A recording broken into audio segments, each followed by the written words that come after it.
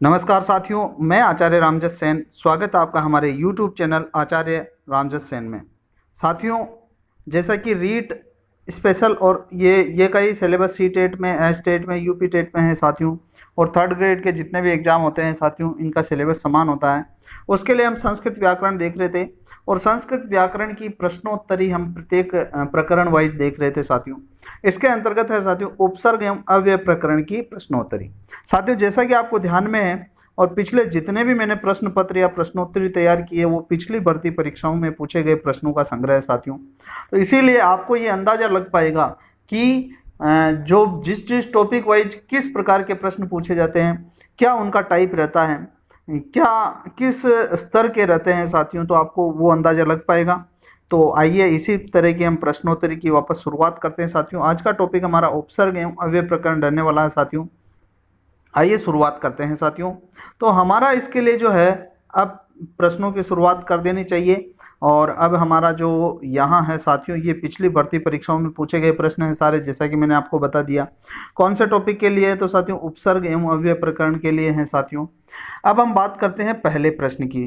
तो साथियों हमारा जो इसके अंतर्गत जो पहला प्रश्न है, और वो पहला प्रश्न है प्रश्न 1, उपसर्ग धातुना सह कुत्र आगच्छति। उपसर्ग धातुना सह कुत्र आगच्छति।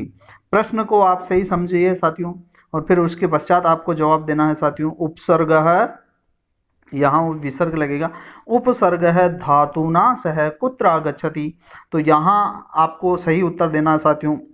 विकल्प पूर्वम, विकल्प पश्चात, स पूर्वम पश्चात च, द न कोपि। तो यहाँ साथियों कौन सा सही उत्तर होगा, आप बताइए साथियों।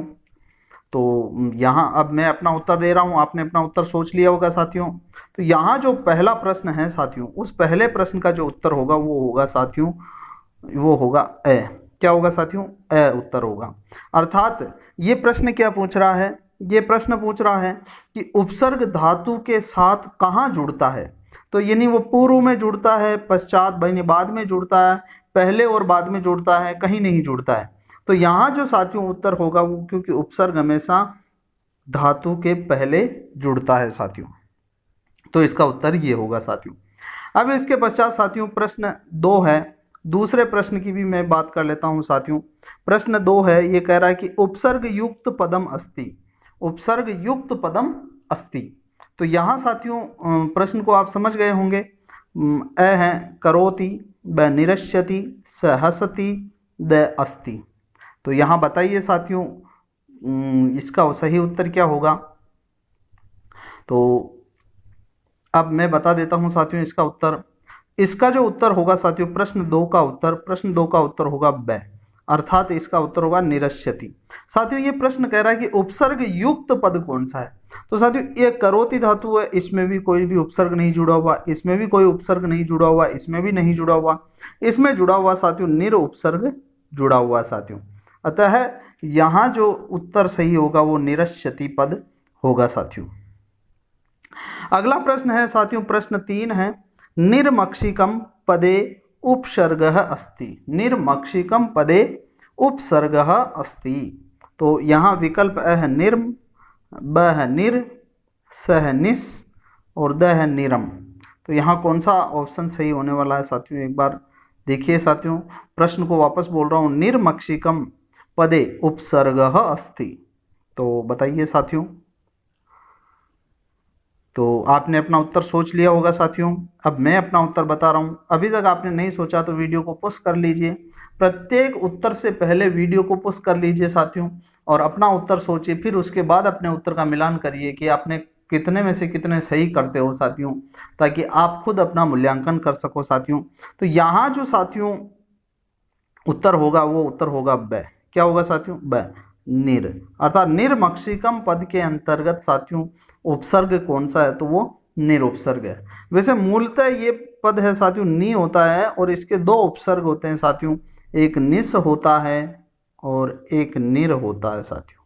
आगे प्रश्न आएगा उसमें भी मैं आपको बताऊंगा साथियों। तो यहाँ साथियों निर उपसर्ग है।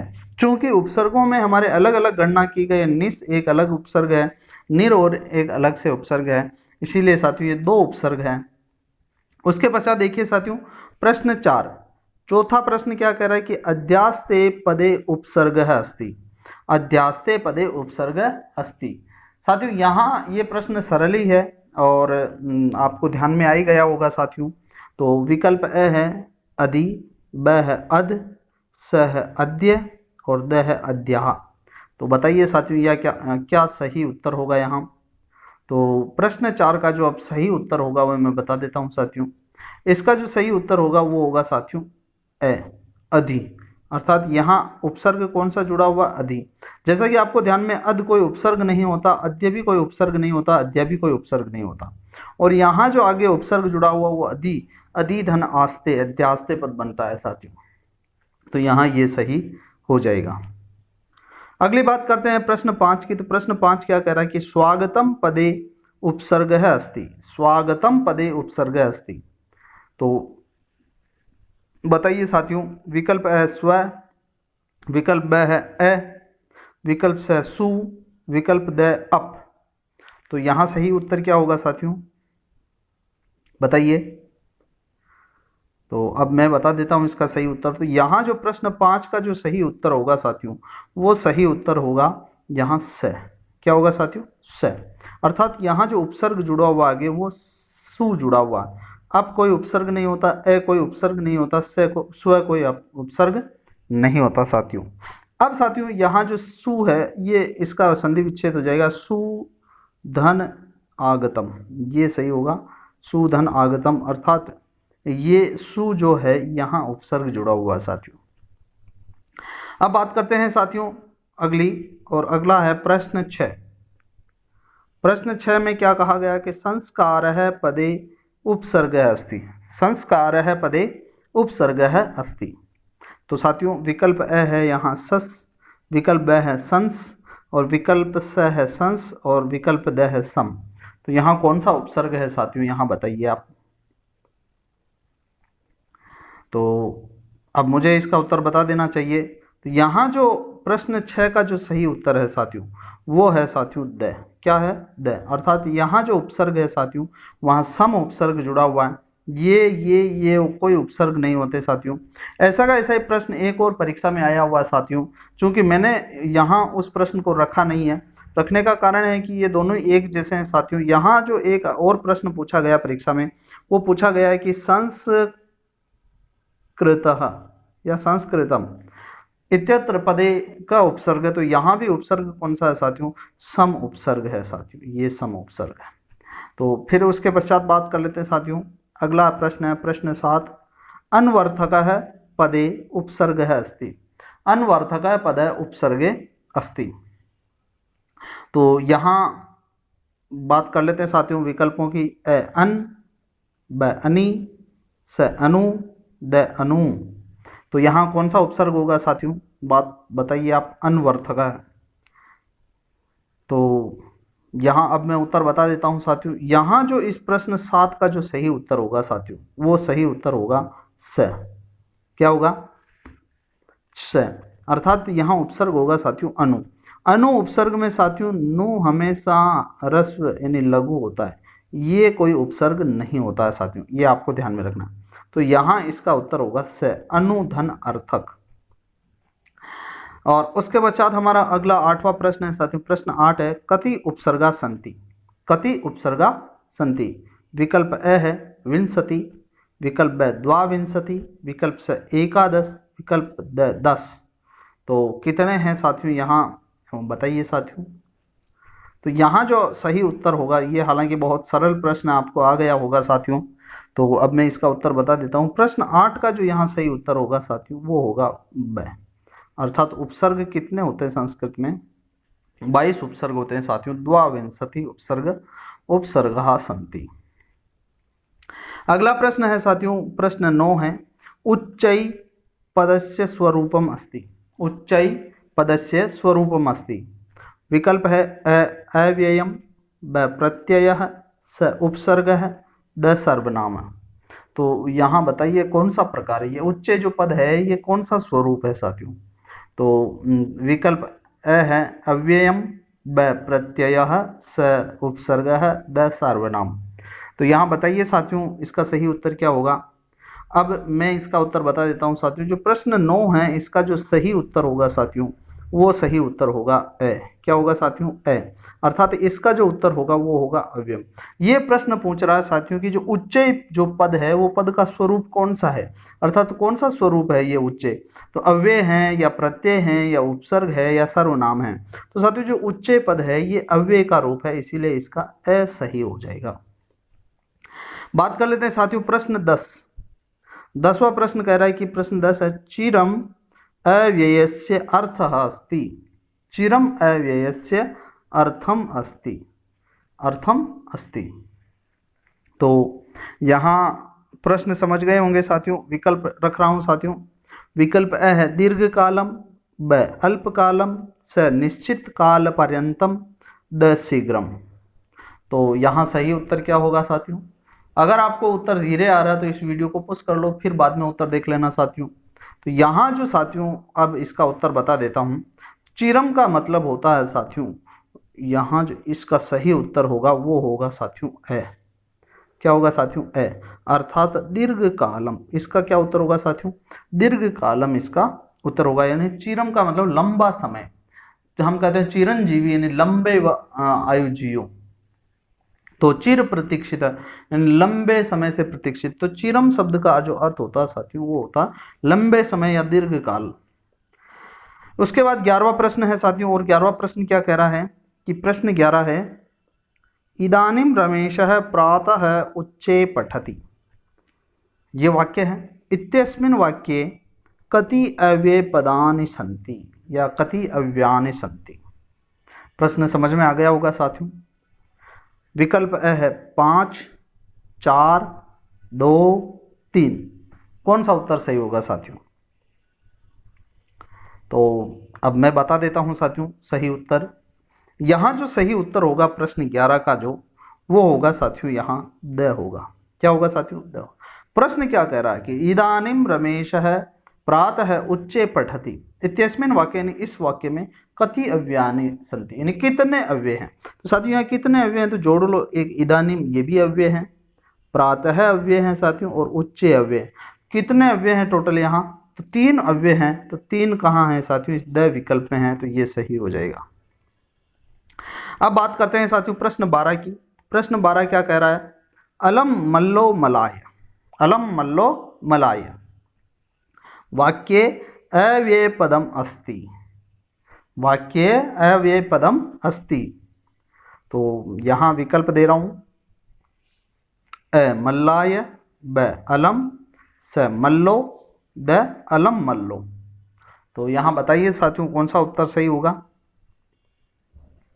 अब मैं इसका उत्तर बता देता हूँ साथियों। प्रश्न 12 का जो यहाँ सही उत्तर होगा वो होगा साथियों अलम। क्या होगा साथियों? अलम। अर्थात यहाँ ब सही होगा। क्या होगा साथियों? ब। चूंकि अलम यहाँ पर्याप्त अर्थ में प्रयुक्त हो रहा है साथियों चतुर्थी विभक्ति के रूप में, मैंने कारकों में पढ़ा है साथियों। तो यहाँ ये अव्यय नहीं है, ये अव्यय नहीं है, ये अव्यय नहीं है, यहाँ अव्यय हैं साथियों ब अलम है वो अव्यय हैं साथियों। प्रश्न 13 है। 13वां प्रश्न क्या कह रहा है साथियों? 13वां प्रश्न निम्नांकितेषु अव्यय पदम अस्ति। निम्नांकितेषु अव्यय पदम अस्ति। तो यहाँ बताइए साथियों। विकल्प ए है तरप, ब तमप, स अधुना, द अनियर। तो यहाँ बताइए साथियों कौन सा सही है? प्रश्न वापस बोल रहा हूँ। प्रश्न देखो, किसी भी प्रश्न को हल करते समय प्रश्न को एक बार नहीं, 2 बार नहीं, 3 बार पढ़े। यानी प्रश्न कहे क्या रहा है? निम्नांकितेषु अव्यय पदम अस्ति। तो बताइए कौन सा सही होगा? अब मैं उत्तर दे देता हूं साथियों। यहाँ जो इसका सही उत्तर होगा वो होगा साथियों स। क्या होगा साथियों? स सही उत्तर होगा। अर्थात ये प्रश्न कह रहा है कि निम्नलिखितों में से या निम्न अंकितों में से अव्यय पद कौन सा है? तरप ये प्रत्यय है साथियों, तमप भी प्रत्यय है, अनियर भी प्रत्यय है। यहाँ अव्यय पद क्या है साथियों? अधुना है साथियों। प्रश्न 14 है साथियों। 14वां प्रश्न क्या कह रहा है? अव्यय पदम अस्ति। अव्यय पदम अस्ति। ठीक वैसा का वैसा ही प्रश्न है साथियों। अ सर्वदा, ब नदी, स अहम, द सह। तो यहाँ बताइए साथियों कौन सा सही है? तो मैं बता देता हूँ इसका सही उत्तर। अगर आपने अभी तक नहीं सोचा है तो पुश करके सोचो, फिर उत्तर देखो। तो यहाँ अब मैं सही बता रहा हूँ साथियों, इसका जो सही उत्तर होगा वो होगा ए। क्या होगा साथियों? ए। अर्थात नदी जो है एक शब्द है साथियों, प्रथमा विभक्ति लगी हुई है, ये प्रथमा विभक्ति का पद है, ये प्रथमा विभक्ति का पद है। जबकि सर्वदा है ये अव्यय पद है, इसकी कोई विभक्तियां नहीं चलती है साथियों। उसके पश्चात है साथियों प्रश्न 15 है। प्रश्न 15 क्या कह रहा है कि आरात इति एतत् किम। आरात इति एतत् किम, ये प्रश्न थोड़ा वापस बोल रहा हूं साथियों। आरात इति एतत् किम।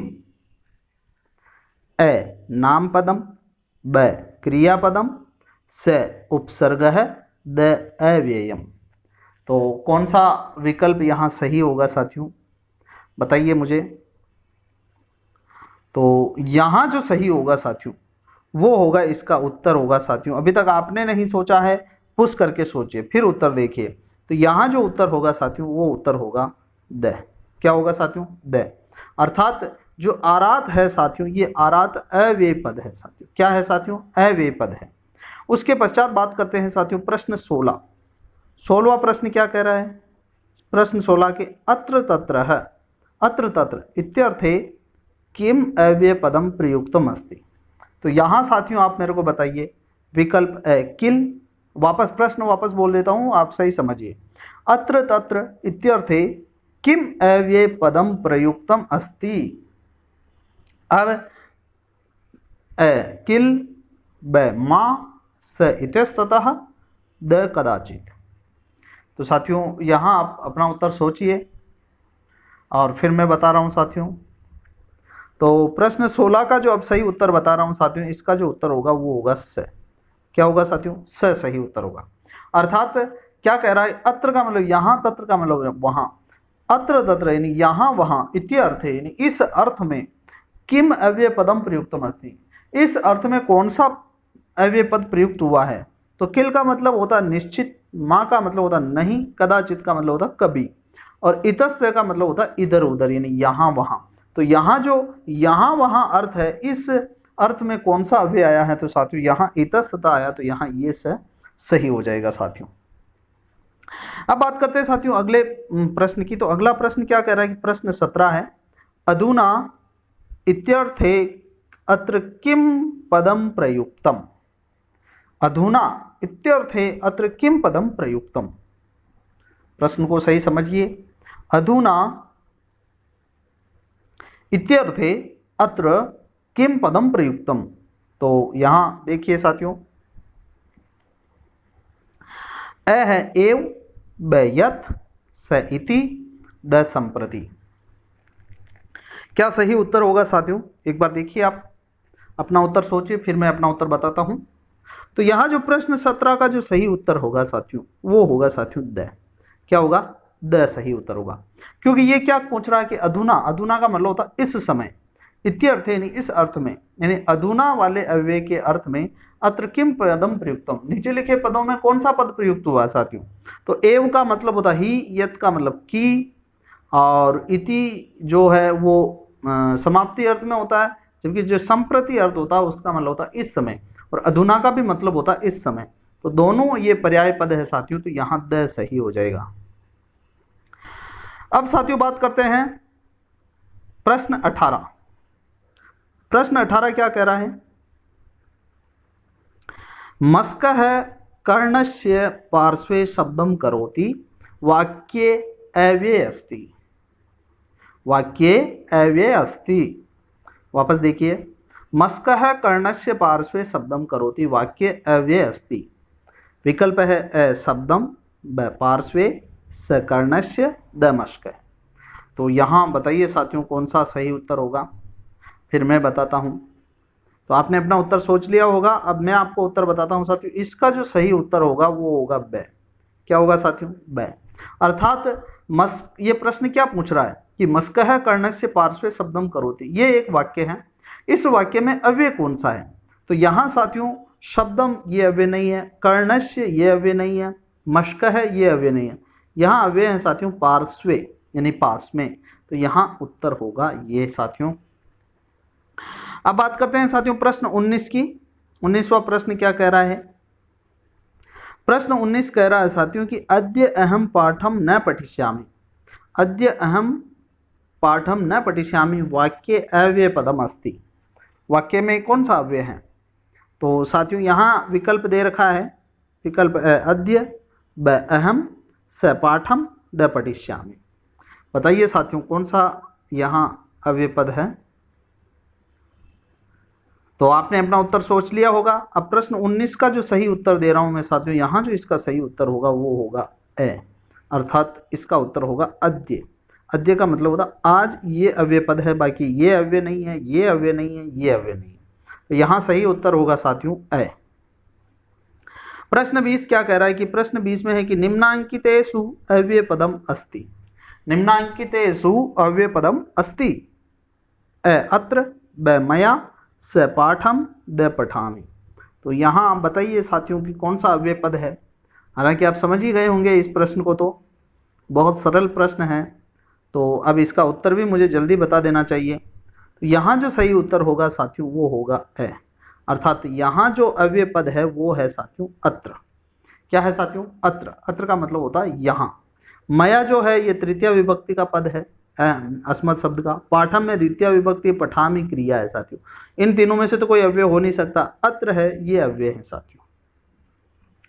प्रश्न 21 कह रहा है साथियों, 21वें प्रश्न में निम्नलिखितेषु अव्यय पदम किम अस्ति। तो वो का वही प्रश्न है, थोड़ा प्रकृति इसकी चेंज हो गई, बाकी प्रश्न ऊपर वाला ही सेम है। तो देखिए साथियों विकल्प है यहाँ राम है, ब लता, स यथा, द गुरु। तो यहाँ बताइए साथियों अव्यय पदम किम अस्ति। तो यहाँ जो सही उत्तर होगा वो होगा साथियों स। क्या होगा साथियों? स। अर्थात राम है प्रथमा विभक्ति का पद है, ये प्रथमा विभक्ति का पद है, गुरु प्रथमा विभक्ति का पद है, इन तीनों में से तो कोई अव्यय होगा नहीं। यहाँ उत्तर होगा स यथा। तो ये अव्यय पद है साथियों। इसके पश्चात आगे बात करते हैं साथियों, स्वाहा पदम अस्ति। स्वाहा पदम अस्ति। तो यहाँ विकल्प दे रहा हूँ साथियों। विकल्प है प्रथमा, ब तृतीया, पुल्लिंग। देखो ए तो कह रहा प्रथमा स्त्रीलिंग, जबकि ब कह रहा तृतीया पुल्लिंग, स कह रहा अव्ययम अस्ति, द कह रहा सर्वनाम अस्ति। तो यहाँ कौन सा सही उत्तर होगा साथियों? बताइए साथियों। अब यहाँ जो इसका 22वें प्रश्न का मुझे सही उत्तर बता देना चाहिए। स्वाहा पदम अव्यय पदम अस्ति, अर्थात यहाँ जो उत्तर होगा वो होगा स। अर्थात यहाँ अव्यय हैं ये साथियों स्वाहा, और इसका अर्थ होता है अवि का दान। तो ये यहाँ से सही उत्तर होगा साथियों। बात करते हैं साथियों प्रश्न 23, सांप्रतम इति पदस्य पर्यायो भवति। सांप्रतम इति पदस्य पर्यायो भवति, ये का यही प्रश्न ऊपर आया हुआ साथियों। ये उल्टा है, उसका उल्टा कर दिया गया है। हालांकि ये परीक्षा में पूछा गया है इसीलिए मैंने इसको यहाँ रखा है साथियों। तो विकल्प है यहाँ तदा, ब स्वः, स अधुना, द अद्य। तो यहाँ कौन सा सही उत्तर होगा साथियों बताइए। सांप्रतम इति पदस्य पर्यायो भवति। तो बताइए यहाँ सांप्रतम शब्द का मतलब होता है साथियों, अब मैं उत्तर बता रहा हूँ। सांप्रतम शब्द का मतलब होता है इस समय, तो इसका पर्यायवाची शब्द कौन सा हो जाएगा? अधुना। अर्थात यहाँ जो उत्तर होगा साथियों वो उससे उत्तर होगा अधुना। अधुना का मतलब भी होता है इस समय, तो इसका जो पर्याय पद है ये अधुना हो जाएगा साथियों। बात करते हैं 24वें प्रश्न की। तो प्रश्न 24 क्या कह रहा है? 24 जलम रिक्त स्थान जीवनम नास्ति उचितम अव्ययम चित्वा रिक्त स्थान पूर्तिम कर्तव्या। यहाँ आपको रिक्त स्थान की पूर्ति करनी है और अव्यय लिखना है वहाँ। तो साथियों यहाँ कौन सा अव्यय आएगा? विकल्प है पुनः, ब विना, स सह, द मिथः। बताइए साथियों यहाँ कौन सा आना चाहिए? यहाँ जो अब सही उत्तर बता रहा हूँ साथियों, इसका सही उत्तर होगा ब। क्या होगा साथियों? ब सही उत्तर होगा। अर्थात यहाँ खाली स्थान में आएगा विना। जलम विना जीवनम नास्ति, जल के बिना जीवन नहीं है, ये सही उत्तर होगा साथियों। और अब 25वां प्रश्न आ रहा है साथियों, और 25वां प्रश्न क्या कह रहा है? निर्गता इत्यत्र कह उपसर्ग है। तो यहाँ साथियों ये रीट के अंतर्गत आया हुआ प्रश्न है और जहाँ तक मुझे ध्यान में है इसका उत्तर क्या माना गया है, सबसे पहले तो आप अपना उत्तर बताइए। तो यहाँ जो बता रखा है साथियों, नी, निस, नी, निर, यहाँ बताइए, आप अपना उत्तर बताइए। तो यहाँ जो सही उत्तर होगा साथियों, वो जो आंसर की में बता रखा वो निर बता रखा साथियों। क्या बता रखा है? निर। अब यहाँ आपको ऐसा ध्यान में रखना है, निर ही ध्यान में रखना, लेकिन अब मैं यहाँ मेरा स्पष्टीकरण देना चाहूँगा साथियों। वैसे जहाँ तक मैं मानता हूँ मूलतः पद होता है नी। क्या होता है साथियों? नी। यानी और फिर ये विसर्ग किस में बदलता है? र में, संधि के नियमानुसार, और संधि के नियमानुसार ही ये स में बदलता है। तो जहाँ सत्व संधि का नियम लग रहा है वहाँ तो आगे इस नी का निस हो जाएगा, और जहाँ रुत्व विसर्ग संधि का नियम लगता है वहाँ आगे ये निर हो जाता है। लेकिन फिर भी हमारे 22 उपसर्गों में इस निर उपसर्ग को स्वतंत्र उपसर्ग माना गया, अलग से। निर और निस ये अलग अलग उपसर्ग माने गए हैं, इसीलिए साथियों यहाँ निर सही माना जाएगा। इसीलिए हो सकता है आंसर की में ये दे रखा है साथियों, तो यहाँ आपको निर ध्यान में रख लेना है। अब साथियों यहाँ किस तरीके के प्रश्न आए हैं ये आपको ध्यान में पता चल गया है साथियों। उपसर्ग में से किस तरीके के प्रश्न आए हैं और अव्यय में से किस तरीके के प्रश्न आए हैं। अव्यय में से तो ज़्यादातर कोई ना कोई एक वाक्य दिया हुआ, उस वाक्य में आपको कहा गया है कि इसमें कौन सा अव्यय है, कितने अव्यय हैं, किस अव्यय का कौन सा अर्थ है, या फिर निम्नलिखितों में से अव्यय कौन सा है साथियों। तो इस प्रकार के प्रश्न पूछे गए हैं और उपसर्ग में से भी लगभग ऐसे ही प्रश्न पूछे गए हैं साथियों। तो मुझे उम्मीद है कि ये प्रश्न आपको समझ में आ गए होंगे और इन टॉपिकों में से कौन से प्रकार के प्रश्न आएंगे ये भी आपको ध्यान में आ गया होगा साथियों। और अगर ये वीडियो आपको पसंद आया है तो इसको साथियों लाइक करिए और अपने सभी मित्रों को शेयर करिए जो साथियों इस परीक्षाओं की तैयारी कर रहे हैं साथियों, ताकि उनको इसका फ़ायदा मिल सके। और इसी आशा के साथ मैं आपके उत्तम स्वास्थ्य की मंगल कामना करते हुए उज्जवल भविष्य की मंगल कामना भी करता हूं और आप नित्य नई प्रगति प्राप्त करें। इसी आशा के साथ मैं आपका आचार्य रामजस सेन।